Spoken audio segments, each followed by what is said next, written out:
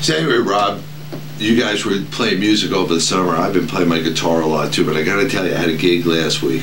Did you get any busted strings? How did you know, man? I gotta tell you, I was playing, and it's every guitarist's nightmare when you're playing it, you're feeling it, you're into it, boom, a string pops up and it hits you, and I go, oh man. And then the first thing that happens is it throws all the other strings out of tune. Oh, the whole thing. There's an art to putting the string on and getting everything into it. There's a real art to that. Especially in the middle of a gig. Yeah. Yeah. Last week I was showing Mike how to change his strings.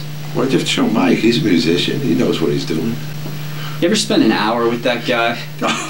What are you telling me? It took him an hour to change a string. To change one string. It took him an hour. Well, here's the problem. It took a half hour just for me to get a word in, and then the other half hour for me to show him how to change the strings. But he got it finally, right? He got it. And next time it'll only be 15 minutes. And...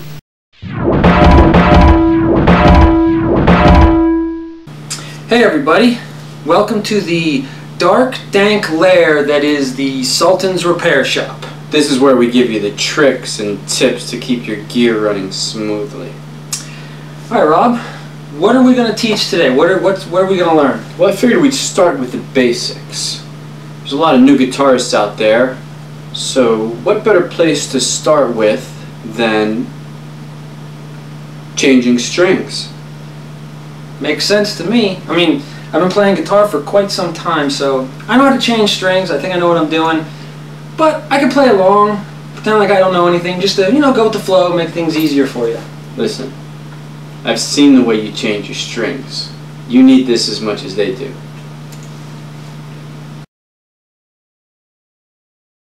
Okay, so the first thing we're going to need to cover is what we're going to need to change the strings. What tools? First thing we're going to need, obviously, are new strings.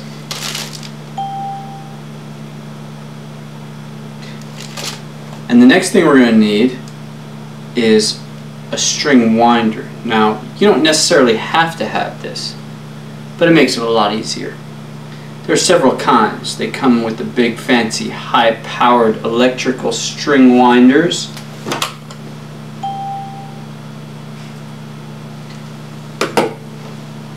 And they also come with the simpler manual string winders.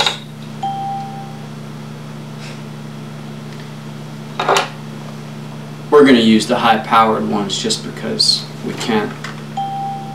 We stop doing that. Okay, and the last thing we're going to need are string cutters. Unless, of course, you want your guitar to end up like Mike's here with all these extra, excessive, egregious strings strapped onto the tuning pegs.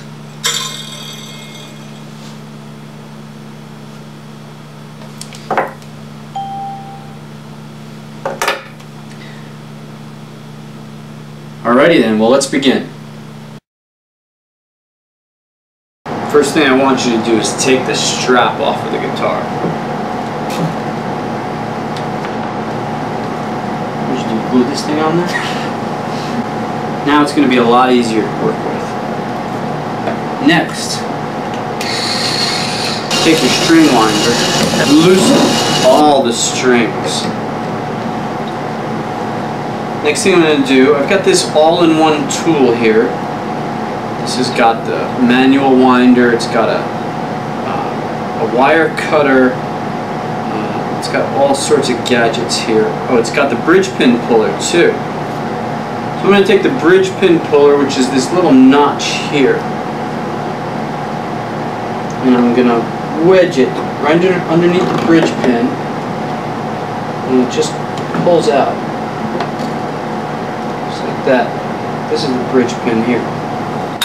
So the string pops right out like nothing ever happened. Pull it out of the tuning peg on the other end, and now we have a dead soldier.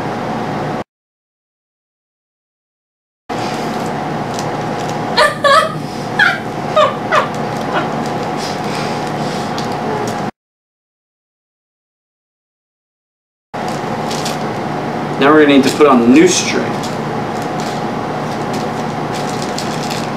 tear open the packaging. First thing I'm going to do is fit it in the end. Gotta find my bridge pin. Fit it in. Push it right down. It's got a little notch or a slot right there. I'll put that where the string is. Push it down nice and tight, because these things can pop out. They are known to. I'm going to take my all-in-one tool. It's got a little string wire cutter right at the top. Place this through. And give it a little snip about 5 inches from where I want it. Okay, now here's my string. And the reason I cut it is, they tell you the optimal string gets wound 3 or 4 times around the tuning peg. Now, I'm going to put it through, and I'm going to leave some slack. I put about a 1/2 inch through, because that's what I want. Now, the other thing I want you to notice is all of the strings are coming on the inside of the tuning peg.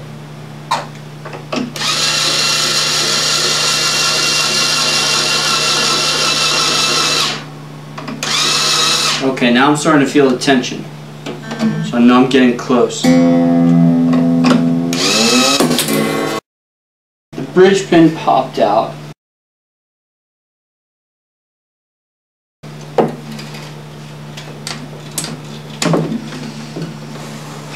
And now, let's see if, oh, Mike, where did that end up? Alright, let's try this again then. That's why you need to really get that bridge pin tight in there, especially if you're going to use a power tool such as this. There's too much tension on either end. Alright, let's see where the bridge pin ends up this time.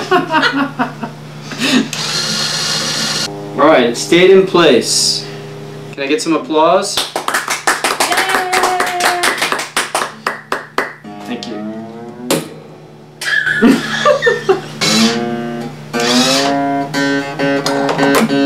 Now it's starting to sound like a D string.